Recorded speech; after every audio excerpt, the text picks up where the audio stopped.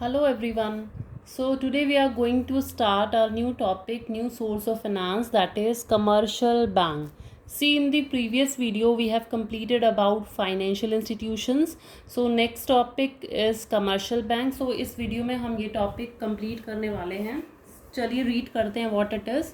See, it is also a source of finance and it is a source of borrowed fund. As you remember, we have started borrowed fund.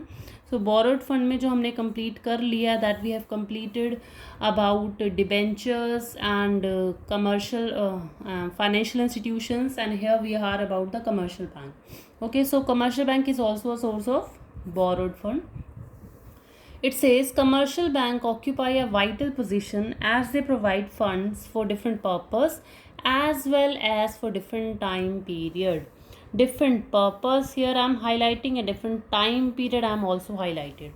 What it says, बोलता है commercial bank ना एक बहुत important role play करता है funds provide करने में. Why? Because it provide funds for different purpose. Different purpose here means is what? See, मान लीजिए मुझे क्या चाहिए, मुझे कार लोन चाहिए, ठीक है. सो मैं बैंक के पास जाऊंगी, बोलूँगी कि मुझे कार के लिए लोन चाहिए, दो, बैंक मुझे दे देगा. So it is different purpose. Okay, मान लीजिए मुझे होम लोन चाहिए, तो ये भी एक पर्पस हो गया. मान लीजिए मुझे एजुकेशन लोन चाहिए, तो it is also a different purpose.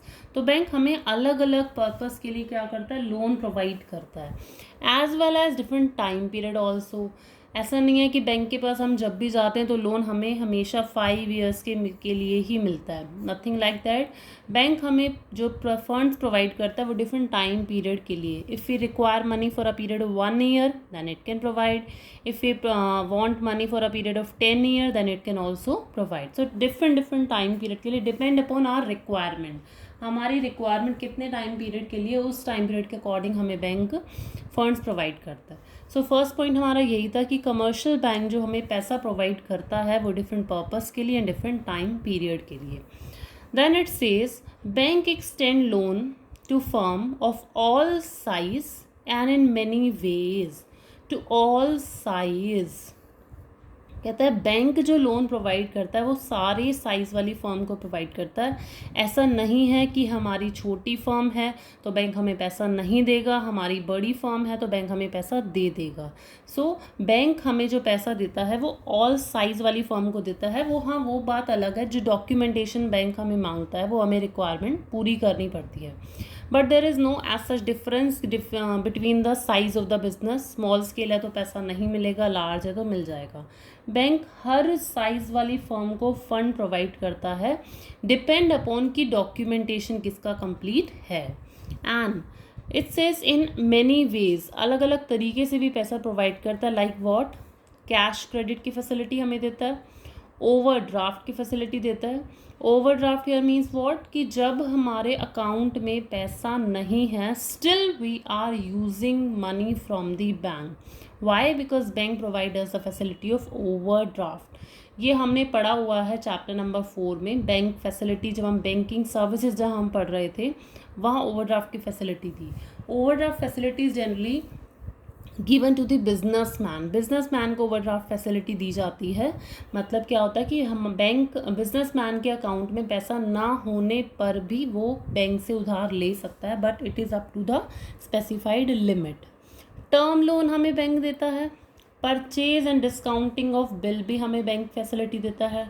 And issue of letter of credit. See, इन सब के बारे में तो हमने पढ़ा हुआ है, कैश क्रेडिट, ओवरड्राफ्ट चैप्टर 4 में, टर्म लोन. अब what it is purchase and discounting of bill and issue of letter of credit. See, इसके बारे में हम पहले बात करते हैं. डिस्काउंटिंग ऑफ बिल क्या होता है? मान लीजिए there are 2 person X and Y, ठीक है. X is a seller and Y is a purchaser यानी बायर. एक्स ने वाई को गुड्स उधार पे बेचे. किस पे बेचे? क्रेडिट पे, ठीक है. X sell goods to Y on credit basis. अब वाई कह रहा है मेरे पास पैसे तो है नहीं क्योंकि उधार पे ले रहा है. वाई ने बोला मैं आपको 5 महीने बाद पेमेंट कर दूंगा. Y is saying that I will pay you within a 5 month. After 5th year I will make payment. अब एक्स ने क्या करा, ठीक है 5 महीने बाद पे कर देना. एक्स ने एक बिल लिखा उस बिल में लिखा कि मैंने वाई को गुड्स बेचे हैं, 5 महीने बाद वो मुझे पेमेंट कर देगा। और ये बिल लिख करके एक्स ने दे दिया किसको, वाई को। वाई ने इस बिल पे अपने साइन कर दिए, सिग्नेचर कर दिए कि हाँ मैं एक्सेप्ट करता हूँ कि 5 मंथ्स बाद मैं आपको पेमेंट कर दूंगा। Now what the situation arises here, अब वाई को पेमेंट की नीड पड़ गई बिफोर 5 मंथ। अब वाई को क्या हो गई, वाई को जो पेमेंट एक्स को पेमेंट की नीड पड़ गई, वाई को नहीं, क्योंकि एक्स के पास पैसे आने थे ना वाई से।